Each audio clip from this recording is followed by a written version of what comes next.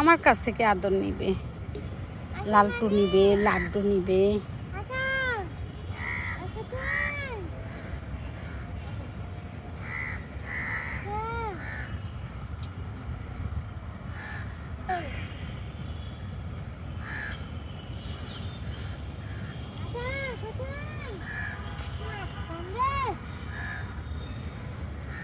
এই যে টমি শুয়ে আছে খেয়ে, পানি খাচ্ছে সবাই, গরম তো অনেক। এটা ওই পিচ্চিটা এদের নামে নালিশ দিচ্ছিল আর সবাই গেছে তাড়াতাড়ি। উঠে দিয়ে আসছে, কুকুর আছে এবং খুবই স্বাস্থ্যবান। আমি সেদিন ভাবছিলাম এই স্বাস্থ্যবান কুকুরগুলোর স্বাস্থ্য এত ভালো কেন, কারণ এখানে তো ভিতরে ঈর্ষা আছে, তারা খাদ্য সংকট আসলে আমরা জানি না প্রাণী হবে, এবং কুকুরের মতো বিশ্বস্ত প্রাণী আমি খুব কম দেখেছি।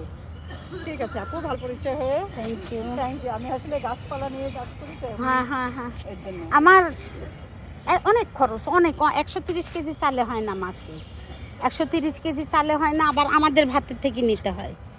130 কেজিতে হয় না। ভাতের সাথে আর কি দেন? ভাতের সাথে মুরগি দিই, ধরেন যে মুরগি তো ওইভাবে দিতে পারবো না, ওই যে মুরগির বডি।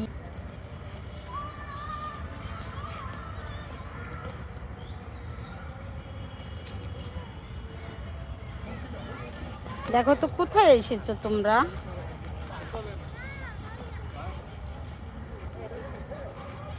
চলে যাও লাড্ডু, চলে যাও বাবু,